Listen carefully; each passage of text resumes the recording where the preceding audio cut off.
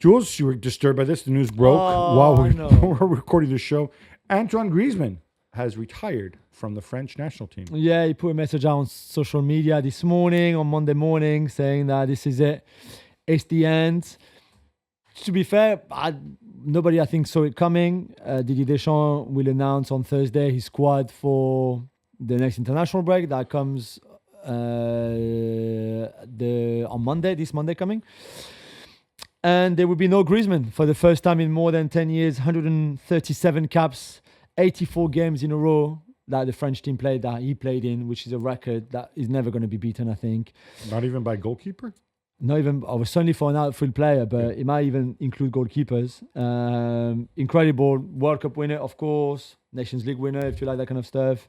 A few more finals, 2 Euros finals, World Cup finals. An incredible player for France with his flair that could play anywhere. Reinvented himself in the 2022 World Cup in midfield. Wonderful like team player by essence, who loved playing for his country, and he would be missed. I think at 33 years old now, he felt maybe it was the end. He hadn't played well for France for a while now, for a good year, after that 2022 World Cup. So we will miss him, but it's time for somebody to step in. Please, Michael Olise, this number 10 vote is for you now, my friend. Here we go. Gab, FIFA announced the Club World Cup venues this weekend. We all can't wait for it in the summer. They did, I'm sure. I mean, I would have tuned into the Global Citizen Festival from New York Central Park regardless. Yeah, of course. Even if it hadn't been livened up. I was a bit surprised because, I mean, like, whatever else you think of Gianni Infantino, he doubles down. I was told that it was likely that they were going to choose some smaller venues because, let's face it, if you have... Some of these aren't all going to be glamour ties, right? Nope. And you might struggle to sell out in Kansas City if it's Urawa Red Diamonds against Mamelodi Sundowns or whatever. Yeah. Possibly. I don't even know if they're there. Probably. Yeah, I think so. They probably are. But no, it's all the big venues. It's just the other thing about FIFA is a perception problem. Like, he likes the big events and having the star power on stage. And I say this in the nicest possible way. Up here on stage, when they're all, first of all, like, it's outdoors, it's raining. Okay, not even Johnny can control that. But it looked weird because you had DJ Khaled like introducing these people. And okay, so out comes Johnny. Fair enough. Then you have Gail King, who's like for those in the US, she works at CBS. She's an author. She's sort of like kind of like I guess in the Oprah mold in some ways. People like her, but it's not like, hey, let's appeal to the younger generation. I mean, I don't want to say a woman's age, but I'm pretty sure she's older than I am. And then they had this guy I'd never heard of named Hugh Evans, or something like that, who's the CEO of Global Citizen. And look, I don't get it. I don't want to make fun of it. It's his event, so he can be there, I guess. It's a company that does a lot of work against global poverty. Yeah. He's obviously very committed to this cause. He's won awards. He's done a lot of great things. Dude, you don't need to be on stage. Nobody knows who you are. Like, I mean, if it's about the mission, right? Yeah. And then the star power was delivered by another Australian named Hugh. I'm like, you're in New York City, and 50% of the people on stage are Australian and named Hugh, and it's Hugh Jackman. Dude, you're super cool in Wolverine or whatever else, but like, I don't know. It felt like this time around, maybe they're appealing more to a middle-aged crowd. I don't know. But whatever. Are we going? Are we covering this competition together or not? I hope so. They're going to need to sell their rights. I don't think they'll... I don't know who they're going to sell them. I have an idea. But I think this can be a really, really important competition. If they get past all the negativity, I think they're creating something that can really make a difference for the world. Others are... But obviously, what's going to make or break this is the big European clubs taking it seriously. That will get the media behind them, and that will draw the interest. But they're just starting out, and it needs to be treated like a fledgling competition that it is.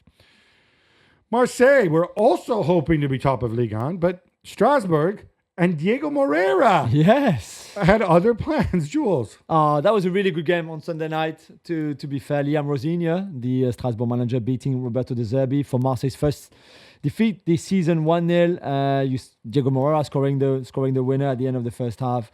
Really good game. I like what Strasbourg are doing. I like what Rosigne is doing. They press, they run a lot, they fight hard. And Marseille just lacked a little bit of composure.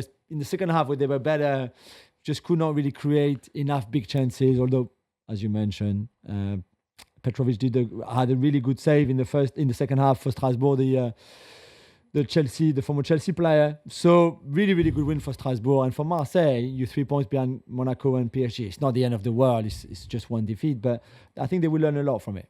Yeah, Mason Greenwood, I think, came close a couple times. Yeah, he did a good job, but he was too much on his own. You know, I was approached on social media by, I didn't know there was such a thing about, he was like, oh, you and Jules, you're always mocking Blueco. Yeah. And Todd Bowley and Nick Bali and people who run Chelsea, like, oh, what are you going to say now? It was a great weekend for Blueco. And I realized, like, there are actually fans of, not Chelsea, not Strasbourg, Blueco. Yeah. And so, like, yes, so Blueco played a huge part in the fact that both their teams won this weekend. Well done, Blueco. And Gab, let's scare people now. John Henry reportedly brokered Live Golf's merger with the PGA. Does this mean that he became friendly enough with the Saudis to sell them Liverpool, who he also owns, as some outlets have suggested? No, I genuinely don't think so. So, like, I don't know John Henry personally. I am pretty sure he would. I mean, and obviously we know that they've put all or part of Liverpool up for sale a couple of years ago, a $3 billion valuation, found no takers. But this just kind of speaks to people being 2 + 2 = 5 and whatever. First of all, the Saudis already own Newcastle and they put money in, right? Through the Public Investment Fund. Yeah. So this idea that, oh, look, we're bored with Newcastle, like Eddie Howe looks weird. Let's go and buy Liverpool because they're bigger. If they were going to buy Liverpool, they would have done it before. Yeah. Secondly, obviously, they would have to sell Newcastle to be able to legally buy Liverpool, which I don't think they're going to do.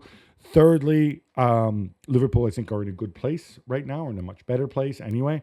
So I don't see why John Henry would want to sell. Would he like some partner that buys a little slice of the club and gives him a lot of money? Yeah, sure. But he's not going to sell the whole kit and caboodle. And by the way, it's not just him. It's Fenway Sports Group, and Tom Warner's there too. So, and finally, if there's one club in the world, outside maybe of some Israeli clubs, that Public Investment Fund, the fan base would just go ballistic if they were bought. It would be Saudi. It would be Liverpool bought by Saudi club. So no, I think this is a complete non-story, but it's like it's fun to put billionaires together and whatever. But yeah, no, I just really don't see this happening.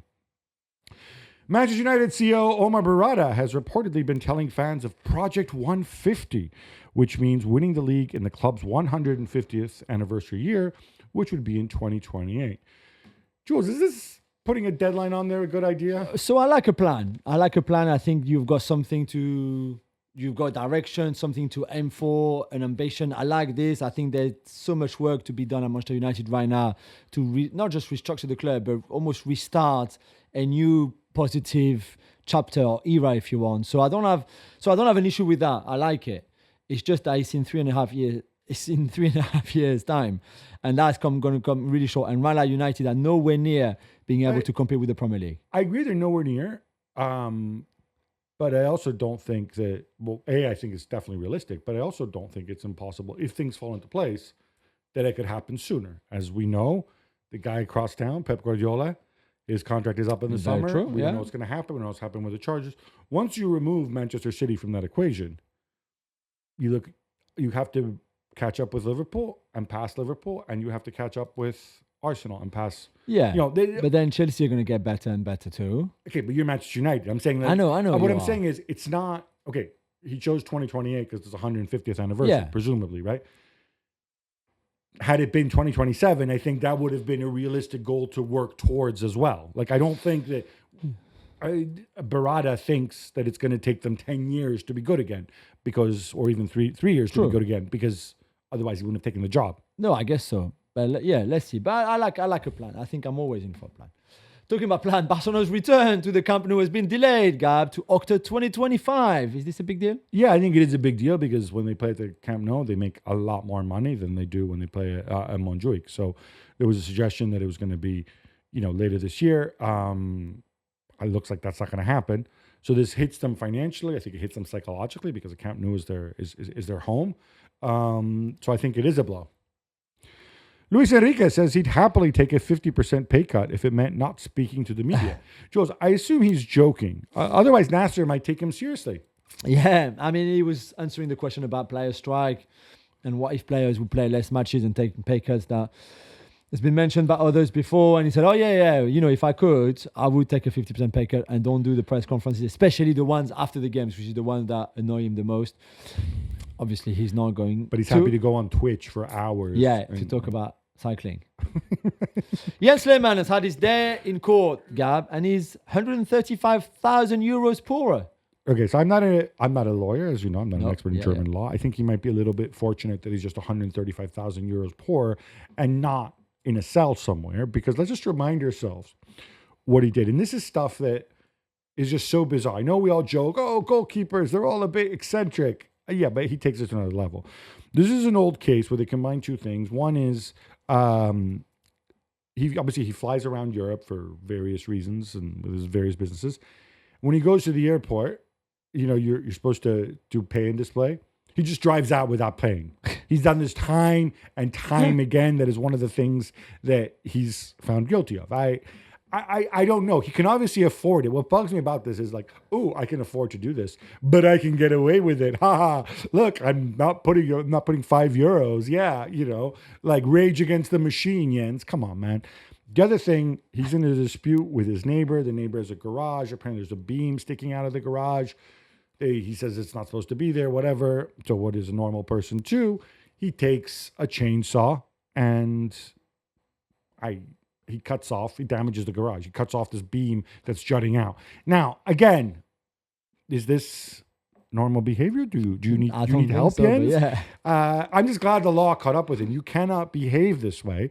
If you need help, I'm not joking. Go get it. He bought the rights. He trademarked the name Invincible, which I don't know, whatever business partners, ex-players he might have going into it, they might ask themselves, wait, if I fall foul of Jens Lehmann on this Invincibles project, is he going to come after me with a chainsaw? and park illegally? I don't know. Brentford draw 1-1 with West Ham, but Jules, they make history in other ways. That's right, Gabby. For the third Premier League game in a row, they've scored within the first minute, which is pretty remarkable. 30 seconds it was against West Ham, 22, I think, against Spurs last weekend, and then against City was maybe after 18 seconds, something like that. The issue I have is that they've won none of those games. No. It's 1 draw and 2 defeats. So maybe it's not a good thing, Brentford, to score so early, but well done to you. Still, Brian and Bomo with 2 lovely goals within the first minute. We have max respect for Brentford. What they're doing is amazing. They're the only club in the Premier League to make a profit last year. Yeah. However, and they're massive innovators, right? They think outside the box, and they had their set piece coach who got signed by Chelsea. I'm wondering how long before somebody says, oh, look, they have a specialist kickoff coach as well. That's the problem. Let's go and harass Ange about that too, right? Gab, you get all the weirdo goalkeeper questions, sorry. Emiliano Martínez has been banned for 2 games for Argentina, and not with Aston Villa, for his behavior. What did he do? So I guess when they played Colombia in the qualifier, somebody thought it would be a good idea to have a replica of the Copa America there. Now, as we know, because we saw this in Qatar and we saw this at the Copa America, what does Emiliano Martínez do when he sees a trophy? He pretends it's a large extension of his manhood and he messes around with it, which is very stupid. It's stupid. It's not funny. It's disrespectful. On top of this, he then got into dispute with a cameraman, slapped his camera with his gloves. I get you're on the edge and whatever, but stop acting like this. Here's my question. Who would you rather go on holiday with? Emiliano Martínez or Jens Lehmann? Okay, I know it's Emiliano Martínez every day. You might end up arrested, but at least you'll be having fun. Yeah, exactly. Jens Lehmann does not seem like a lot of fun. No, that's true. Jules, remember Ronald Koeman saying that he was happy that Memphis Depay moved to Brazil instead of Saudi Arabia because the Brazilian league is a better league than the Saudi Pro League. Yes. Well, Jorge Jesus of El Hilal, the reigning champions, who, by the way, coached in Brazil, of course, with Flamengo, I think. He had something to say about it. He did. He said that basically the Eredivisie is one of the weakest leagues in Europe, that the Saudi league was much better, much stronger than the Eredivisie, and that Koeman, the Dutch guy. I was almost surprised that Jorge didn't say the Dutch guy, by the way. Didn't know anything he was talking about, basically, which I think Jorge has a point. I think first of all, I think it's pretty pathetic from Jorge Jesus. From both of them. From both of them. But you know what? You're adults. You're in your 60s now. Seriously? This is the way children talk. I don't know. First of all, Jorge Jesus, I don't think you need to kiss butt as much as you do with the people paying your salary. You won the league; they'll pay your salary anyway. Secondly, what does the quality of the Eredivisie have to do with it?